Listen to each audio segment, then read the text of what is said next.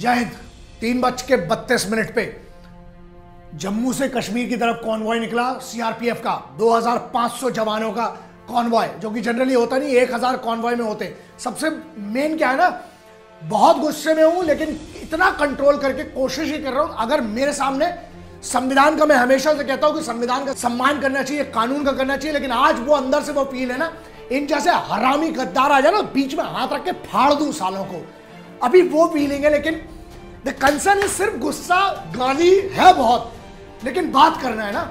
और बात क्या है, सबसे पहले क्या हुआ ये समझ लो। जितने त्योहार मना रहे थे ना, वैलेंटाइन डे से मुझे कोई प्रॉब्लम नहीं है यार, मनाना चाहिए, आपका पर्सनल वो व्यू है, बहुत अच्छी बात है, आपको खुशी मिलती करिए। ये वतन से बड़ा वैलेंटाइन कोई नहीं है बे। आज क्या हुआ है, आज वो 40 वहां पर शहीद हुए, क्या है इंसिडेंट समझो। पहले इंसिडेंट की बात करना पड़ेगी, उसके बाद बात करना पड़ेगी क्वेश्चन क्या है, सवाल क्या है कि हुआ क्यों, क्यों हुआ, खामियां, हर चीज पे बात कर। जब तक सवाल नहीं उठेंगे उसका जवाब नहीं आएगा। तीसरा, हमारी तरफ से क्या होना चाहिए, जो मुझे लगता है एक सामान्य भारतीय के तौर पर, एक नागरिक के तौर पर, bloody what action should be taken immediately. पहला, आज क्या हुआ इंसिडेंट, वहां से जम्मू की तरफ से जो कश्मीर आ रहे हैं, और किसके लिए आ रहे हैं पता है ना, इन्हीं सालों की सुरक्षा के लिए। मतलब मैं कश्मीरियों की बात नहीं कर रहा हूं, कितना समझाएंगे बे, और 50 बार तो मैं वीडियो कर चुका हूं बोल के मत बहको मत बहको। अब बात यह है कि वहां से आ रहे हैं 2500 से ज्यादा, 78 गाड़ियां चल के आ रही हैं सीआरपीएफ की। कंसर्न क्या है, अवंतीपुरा के पास कैसे पहुंचा। एक तो सबसे बड़ी चीज है, 3 दिन से 2.5-3 दिन हो गए कोई मूवमेंट नहीं हुआ, इसलिए 2500 लोग इकट्ठे आ रहे। जनरली 1000 लोगों का कॉन्वॉय होता है। वो जब अवंतीपुरा पहुंचता है, जो कि सेक्टर है पुलवामा में, जो यहां पर पड़ता है कॉर्नर पर, वहां पर आकर एक स्कॉर्पियो की बात करें, जो अभी तक जितनी मेरी बात हुई जिन लोगों से वहां पर हैं, जो या उनसे कंसर्न जो लोग हैं उनसे बात हुई है, सीधे अवंतीपुरा में आके वो एक स्कॉर्पियो 350 किलो से ज्यादा एक्सप्लोजिव और आईडी का दोनों का उपयोग करते हुए बाढ़ से मारती है, चीथड़े उड़ जाते हैं। और उस वाली गाड़ी के जाते हैं जहां पर उसी समय ऑन द स्पॉट चीथड़े उड़ गए। ये बात ये है, कंसर्न ये है, यहां पर ये समझना पड़ेगा कि ये इतनी बड़ी ब्रीच कैसे हुई, दैट्स अ बिगर क्वेश्चन। और अगर वो हुआ है नामर्दगी, अबे किस टाइप की क्या है नामर्दगी, क्या है तुम्हारी कांड में, तुम्हारी दम ना अंदर गूदा है तुम में। अबे वॉर जोन होती तो बात अलग थी बे, तुम बहुत बड़ी बात करते हो। कौन सा इस्लाम है बे, और कौन सी जिहाद के नाम पे तुम निहत्ते मासूम लोगों को मार रहे हो।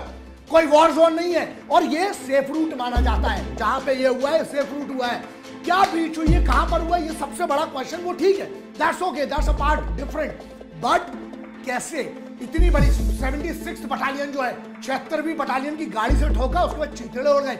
बहुत सारे सवाल, बहुत सारा गुस्सा, but we have to go step by step. Concern ये है दोस्त, हिंदुस्तानी के तौर पर एक बात बताइए, सेफ रूट है, वहां पर इम्प्रोवाइज एक्सप्लोसिव डिवाइस जो आईडी कैसे प्लेस की गई है, पहली बात ये है। दूसरी चीज ये है कि 350 या 400 किलो का जो एक्सप्लोसिव है वो आया कैसे।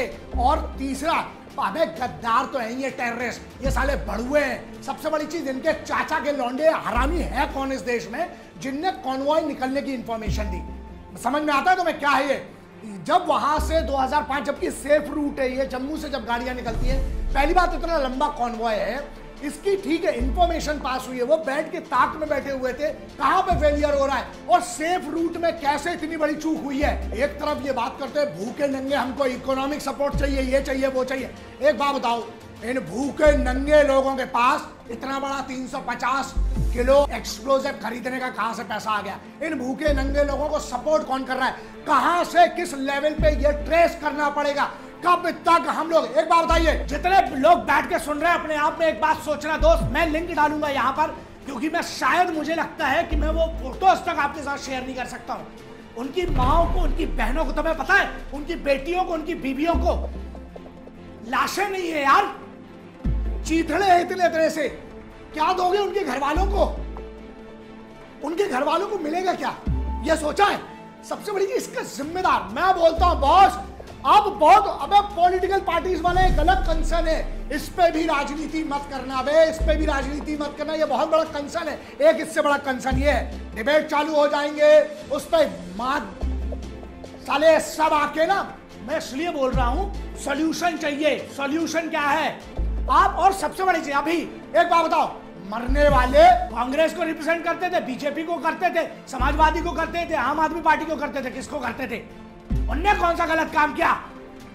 उनकी सिक्योरिटी फोर्सेस की जिम्मेदारी है भारत की सुरक्षा करने की, वो निभा रहे हैं। बताओ, 3 दिन से रास्ते बर्फ थी, वहां से हिल नहीं पा रहा था आदमी। सबसे बड़ा ये सवाल है, उनकी सुरक्षा की जिम्मेदारी कौन लेगा? जिन माओ ने, जिन बहनों ने अपने बच्चों को भेजा है फौज में, सीआरपीएफ में भेजा है, आज वो सेंट्रल रिजर्व प्रोटेक्शन फोर्स है, आपको पता है? तो उनका प्रोटेक्शन के क्या है और जिम्मेदारी लेगा कौन? सॉल्यूशन, सुझाव या जो भी आप समझ लो एक हिंदुस्तानी के तौर पर, यार ये बताइए मुझे, हर लेवल के मिनिस्टर के पास, it's a bigger question, it's not about Congress और बीजेपी और any other party in power और in opposition, let's talk about some sense. सच्चाई क्या है? क्यों वर्ल्ड वाइड आपको पता, कॉन्वॉयज जब मूव करते हैं उनको एयर सपोर्ट दिया जाता है, यहां पे एयर सपोर्ट क्यों नहीं दिया जा सकता? सॉल्यूशन की अगर हम बात करें, कब तक मरवाते रहेंगे? और कुछ लोग ऐसे भी होंगे बोलेंगे हमारी सरकार ने, या किसी की भी बात करें, चाहे ऑपोजिशन हो चाहे ये हो, एक बात बताए ना, सरकार से ऊपर आओ दोस्त, कोई भी हो, चाहे निंदा निंदा निंदा, अबे डंडा कब निकलेगा? फिर आप निंदा ही करते रहेंगे क्या? अगर मैं एक भाई के तौर पे बात करूं, मेरा भाई मरा है, मेरे जानने वाले मरा है ना, मेरे साथ का कोई मरा है, मेरे जानने वाला, या मैं अगर एक हिंदुस्तान, मेरा मान लो मेरे परिवार का कोई गया है, आप दोगे मेरे घर का भाई? मेरा बेटा दे सकते हो आप, मेरा भाई दे सकते हो, मेरा पति दे सकते हो, दोगे आप? 3, 5, 10 लाख रुपए में आप शहादत खरीदते हैं इस देश में, आप ये कहेंगे कि हमने इतना इनको हर्जाना दे दिया? अबे जिसका बेटा गया उसका घंटा हर्जाना देगा तू, या कोई भी होगा? प्रॉब्लम ये है, सॉल्यूशन इसका, क्यों एयर कवर नहीं दिया जा सकता? And that bloody has to be given, yeah, they deserve that. Air cover होना चाहिए। Why 2 choppers cannot bloody watch everything? पहली बात एयर कवर। दूसरी बात ये बताओ आप, जो आईडी जहां हो रही हैं, why not anti mines, why not anti ITs can be used on the tracks? क्यों पायलट आगे 4 गाड़ियां नहीं जा सकती हैं? अगर मोबाइल से मान लीजिए मोबाइल ट्रिगर से यूज हुआ है, why can't be there bloody jammer? मंत्री जी जाएंगे तो उनकी गाड़ी के आगे जैमर लगेगा, पीछे लगेगा। I am not against minister और the system of democracy, I respect, I am a citizen of India. अगर हमारे साथ डेमोक्रेसी से देश चलता है, मैं उनकी बात नहीं कर रहा हूं, मैं उनकी बात कर रहा हूं, क्यों सब पार्टीज मिलकर एक सॉल्यूशन नहीं निकाल सकती है? आपको बुरा नहीं लगा साहब?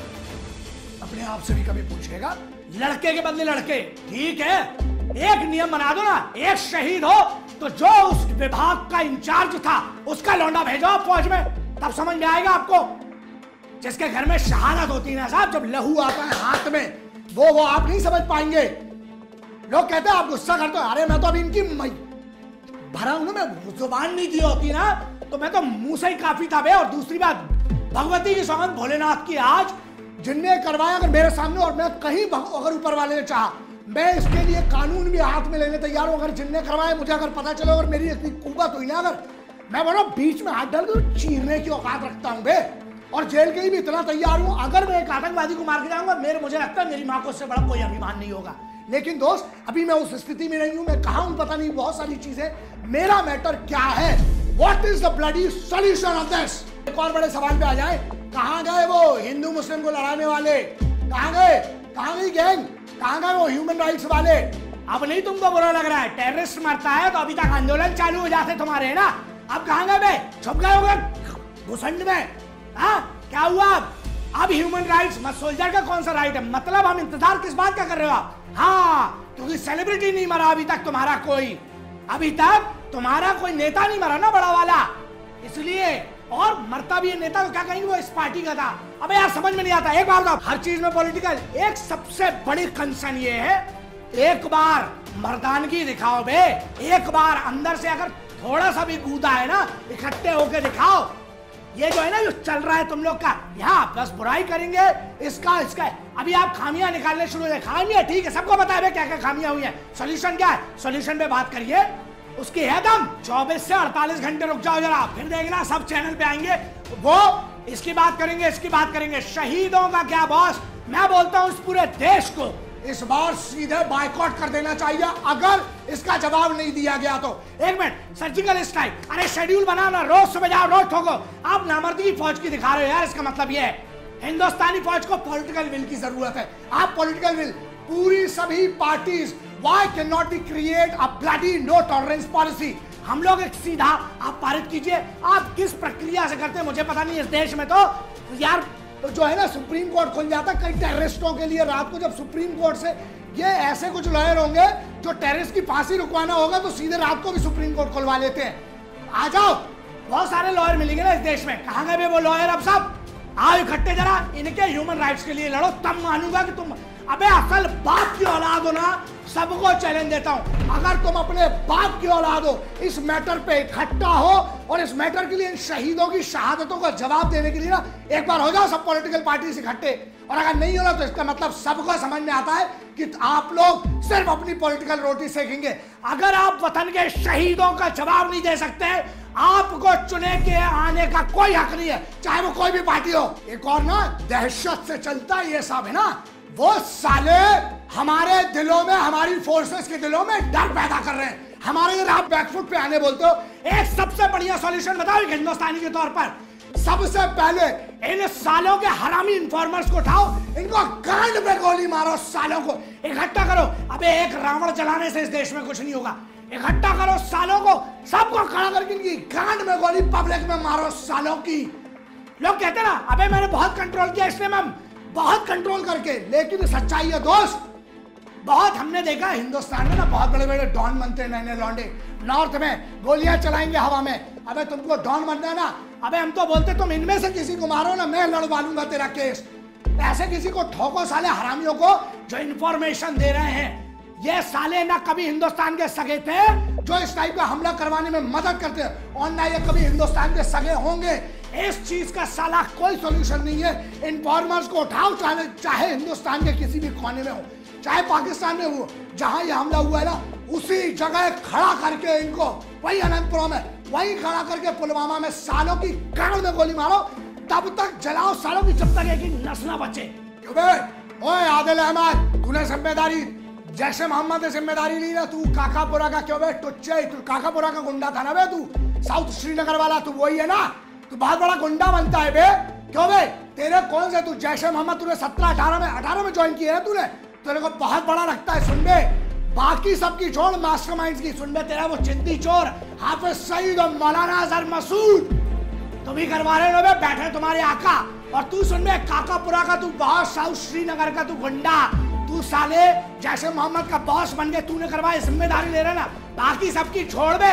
अब तेरी जहां जितनी कुव्वत है, जहां छुप सकता ना, सबसे पहले तू ठोकेगा। मैं अपनी हिंदुस्तानी फौज को बहुत अच्छे से जानता हूं। अब ये सवाल सुनो, यहाँ एक सवाल हो गया है क्रेडिबिलिटी पर। भारत सरकार की रक्षा मंत्रालय, गृह मंत्रालय और सबके ऊपर अब ये बात ईगो की नहीं, अब आत्मसम्मान की बात आ गई है। मैं जब तुम लोगों से बात कर रहा हूँ ना, कम से कम मेरे पर्सनल नंबर पे जो बड़ी मुश्किल से मिल सकता है, बनी बात है बहुत कम मैं यूज करता हूँ, उस पर अभी के कम से कम 300-400 मैसेज है। जो लोग दीपा के बागी है, यहाँ पर वो पुनीत करके लड़का है, संजीव है, रिचा है, इन सब के बाद मैसेज, उसमें से कोई भी एक मैसेज, ये मैसेज है, रिस्पेक्टेड शिफू जी सर, आप सेना में रहे इतना बड़ा। सुनिए, सबसे पहली चीज, I have never been in the army, मैं सेना में नहीं रहा हूँ, मैं समर्थक रहा हूँ और मैं हमेशा रहूंगा। बगैर वर्दी के अलावा जो मेरी औकात है वो करता रहूंगा। सुनो, उसने लिखा है कि इतना बड़ा कारनामा बिना किसी सपोर्ट के हमारे देश में नहीं हो सकता है। इस देश के युवा की आपसे यही मांग है कि हमारी आवाज आप ही बन सकते हैं। इसकी जांच हुए, कितनी मात्रा में विस्फोटक कैसे आया, इंफॉर्मेशन कैसे लीक हुई है, ये आप जानते हैं। कौन कौन किस तरीके में है, आप आर्मी में रहे, नहीं मैं आर्मी में नहीं रहा हूँ, समझ, फिर से बोल रहा हूँ ये चीज, किस किस तरीके से इंफॉर्मेशन दी जा सकती है और क्या कर सकता है। इस चीज को जांच हुए, पूरा देश को ये करना है, पूरे देश में गुस्सा का माहौल है, हमारी गवर्नमेंट और आप जैसे कुछ लोग। मैं कुछ नहीं यार, बट हमें यह बात रखना चाहिए, अगर मैं आवाज हूं, मैं हक से ये आवाज रखूंगा। ऐसे हजारों बच्चे, पता है तुमको, आज ना बात सब भूल जाओगे, एक बार मर्द बनने का मौका मिला है, जो थोड़ा साली चूड़ियां नामर्दगी, पूरे देश की हर पॉलिटिकल पार्टी एक ऐसा एजेंडा लाओ मिलके। बॉस, अगर तुम में एक भी अपने बाप का खून है ना, एक वही लाने की जिस देश में अगर तुम पैदा हुए और उस देश के अगर तुम भक्त नहीं, ये पॉलिटिशियंस के लिए बोल रहा हूं मैं, सबके लिए, जिस देश में अगर तुम पैदा हुए और उस देश के अगर तुम भक्त नहीं, तो ना माँ का तुमने दूध पिया और बाप का तुम में रक्त नहीं। प्रूव करने की बात आई है दोस्त। घुसो, मारो, इनके इन्फॉर्मर्स उठाओ, जब तक इनके दिल में दहशत नहीं होगी साले कुछ नहीं सुधरने वाला। उठाओ, पब्लिक में खड़ा करो, मारो उस सालों को गोली, तभी समझ में आएगा। हिंद, वंदे मातरम, इंकलाब जिंदाबाद, भारत माता की जय।